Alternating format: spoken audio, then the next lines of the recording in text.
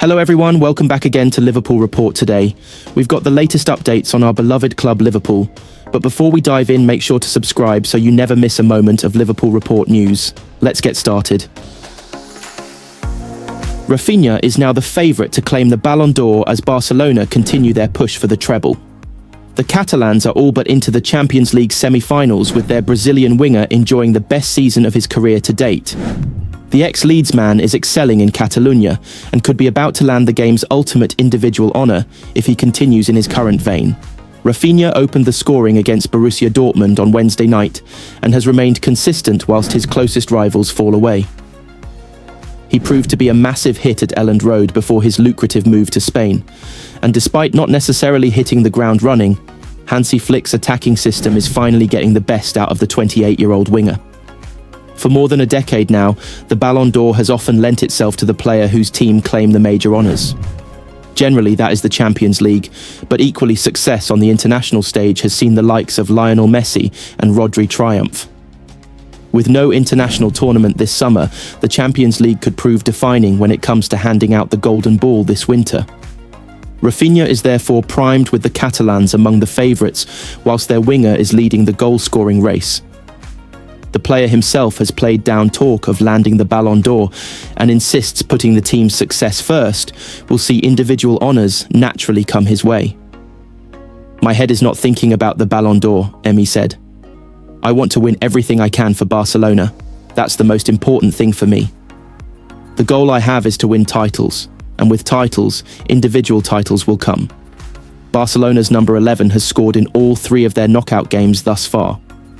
He also netted as the Spanish side hammered Bayern Munich and was on hand for a clutch moment against Benfica in the league phase when he scored the winner in a 9-goal thriller in stoppage time. Domestically, he stepped up, scoring as Real Madrid were humiliated at the Bernabeu several months ago. Combined, he's now sitting on 28 goals for the season, by far and away the highest total of his career, as he looks to add a second La Liga and a first Champions League. His individual moments of brilliance see him ahead of Robert Lewandowski with the bookies.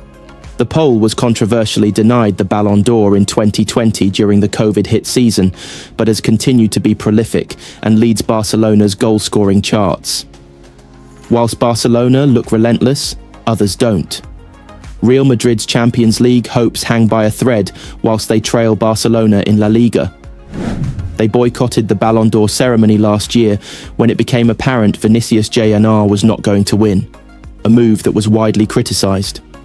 The signing of Kylian Mbappe saw them tip to retain their European crown, but losing 3-0 at Arsenal could end their dream in the last 8 with a trophyless season a genuine possibility. That would all but rule out the Frenchman, who is still chasing the award for the first time, as is Mohamed Salah, who hasn't even finished in the top 3. The Egyptian was relentless in and around the turn of the year as Liverpool established themselves as Premier League favourites. In more recent months, though, the goals have dried up and the Reds saw their treble dream ended, which has halted Salah's challenge, and that is reflected with the bookies' odds. If RAPHINHA is worried about the competition, then he should keep an eye on PSG frontman Ousmane Dembélé, who is finally delivering on his potential. PSG Barcelona is tipped to be the Champions League final, with the Frenchman looking to become the first player from his country since Zinedine Zidane to win the award, and his odds continue to shorten. It could leave all eyes potentially on Munich in late May, where a Barcelona victory may land RAPHINHA the Ballon d'Or, but a PSG victory could see Dembélé steal the show. As things stand, though, the Brazilian is on course to emulate the likes of Ronaldo, Kaká and Ronaldinho. The circumstances were very different, but Liverpool fans of a certain age will remember when a Steven Gerrard move to Chelsea seemed odds-on. Instead, Gerrard decided to stay at Anfield, signed a new deal, and was there for another decade. A similar outcome for Trent Alexander-Arnold is not unthinkable. It would be too simplistic to suggest Alexander-Arnold might be having second thoughts about a move to the Spanish capital just because Arsenal ripped Real Madrid apart the other night. After all, it was only one game, and Real Madrid is still Real Madrid. It is still one of the most famous, most glamorous clubs in the world, with a fantastic stadium in a fantastic city. And yes, as people never tire of telling us, when Real Madrid come calling, it is hard to resist. Plus, a move to Madrid on a free transfer would be extremely lucrative for Alexander-Arnold. But the humbling at the Emirates was a reality check for those who have put this Real Madrid team into some sort of rarefied bracket. Commentators who watch them week in, week out, have been telling us this current edition of Real Madrid is vulnerable and nowhere near as formidably potent as some would have us believe. The loss to Arsenal was their 5th in the Champions League this season. As well as being battered by Arsenal, they were comfortably outplayed by Liverpool and Milan. In their last 2 matches against Barcelona, one in the Spanish Super Cup and the other in La Liga, they have conceded 9 and scored only 2 in a pair of hammerings. They trail Barca by 4 points at the top of the La Liga table. And of course, whether they are winning or losing, there is daily speculation about the future of Carlo Ancelotti. At Anfield, there is a stability about the Premier League champions-elect that has been reinforced by the news that Virgil van Dijk and Mohamed Salah are expected to sign new 2-year contracts. This is a very good Liverpool side, only edged out of the Champions League by a very exciting Paris Saint-Germain team, and they are going to win the Premier League by a considerable margin. Apart from a misstep in the FA Cup at Plymouth Argyle, Arneslot's first season at the helm has been a very impressive one. Bar the odd appearance from Federicochiesa, it is a season he has negotiated with the squad that was left to him by Jurgen Klopp. You can expect significant recruitment at Anfield this summer, and in all probability, the recruitment will include a replacement for Alexander-Arnold. At the age of 26 and having been at Liverpool since he was a boy, a move to Madrid would represent an exciting challenge for Alexander-Arnold. While they have not been as convincing this season, it is still a team with plenty of world-class talent and a history like no other, and all the noise from Spain suggests it is pretty much a done deal.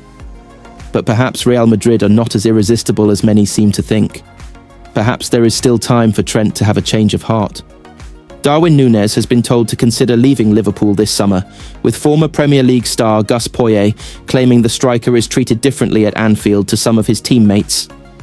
Núñez has been heavily linked with a potential summer move, having failed to cement himself as a regular starter under Arneslot. He has made just 8 Premier League starts so far this season, while his record of 7 goals across all competitions has attracted criticism. I think he needs to make a decision this summer on whether he's happy with his role at Liverpool or he wants something different, Poyet told bettingexpert.com. He's the #1 striker for the national team, and he's the kind of player you don't want to play against. But with Liverpool, he's in and out, and he gets treated differently to other Liverpool players. Cody Gakpo can go 10 to 15 games with no goal, and it's not a problem. Núñez, it's always a problem. It's difficult to deal with, and it's personal. It's up to him as to whether he's happy with his role, and his family being in England, dealing with the scrutiny. Liverpool is a big club, and moving countries is difficult. Poyet's comments come after Slot publicly criticised the forward's attitude and work rate after a poor miss in a 2-2 draw with Aston Villa in February. I would prefer him to score, but the word chance says it all, Slot said after the game. It's a chance, so it's not 100% sure that the ball goes in and players miss chances. That I can accept, but what was a bit harder for me to accept was his behaviour after that chance. I think it got too much in his head, where he wasn't the usual Darwin that works his off and makes sure he helps the team. That is something we will talk about. When quizzed further on his comments the following week, Slot added, "First of all, I helped him by saying you can miss a chance. I wasn't only hard on him, but for the second time in a row, I wasn't happy with his work effort against Wolves and against Villa. I always try to be honest with my players and be honest as I can to you guys as well, where I always try to protect my players, so I don't say he never worked hard. I know him differently. I know him at Villa at home, where he made a 100-metre sprint and scored a goal. I know him when he came on at City at home and was pressing really aggressively and wins the ball back and we score. But I can't accept if a player doesn't give everything. That is clear. I can accept it once, but twice was a bit too much. That's why I addressed it. Not that I'm all of a sudden very angry with him. I don't mind that he missed a chance. I'd have loved him to score it. And I know he will eventually score. But if you miss a chance, you need to be fighting for the team. I'm not saying he didn't do that at all, but it wasn't the usual Darwin, the one that is loved by the fans. That is mainly because he always works so hard.